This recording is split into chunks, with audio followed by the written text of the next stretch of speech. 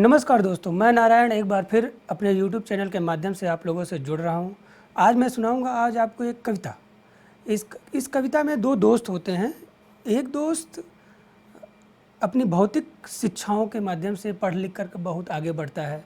वो सीखता है कि कैसे लोगों को बेवकूफ़ बना के या फिर और अन्य प्रकार की चीज़ों को करके चालाकी को सीख करके वो आगे बढ़ जाता है।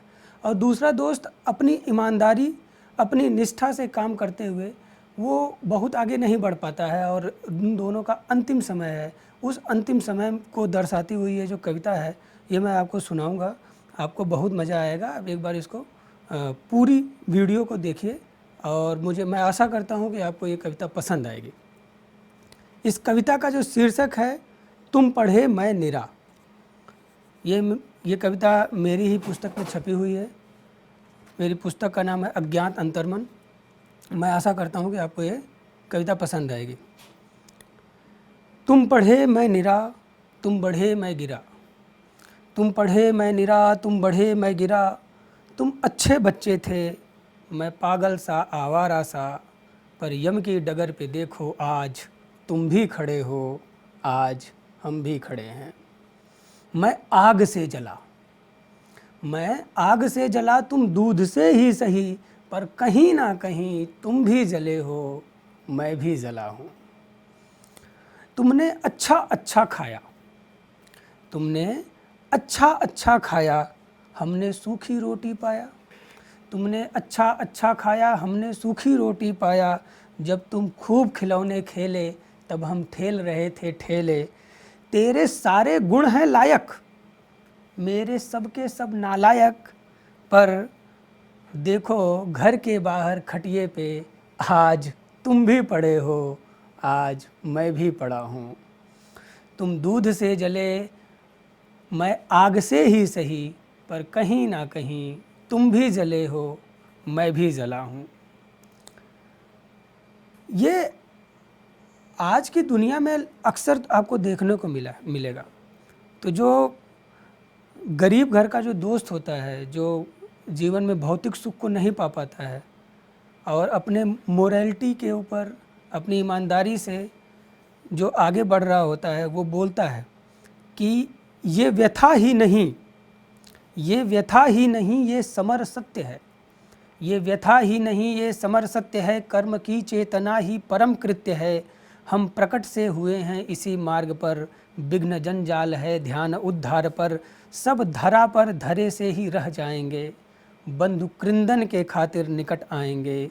तुझ पे 70 कफन, तुझ पर 70 कफन, क्योंकि तुमने तो भौतिक युग में खूब धन कमाए हैं ना, तो तुमको कफन भी ज़्यादा मिलेगा।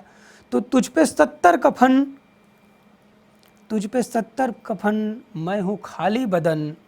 भस्म बनकर हवा में तुम भी मिले हो, मैं भी मिला हूँ।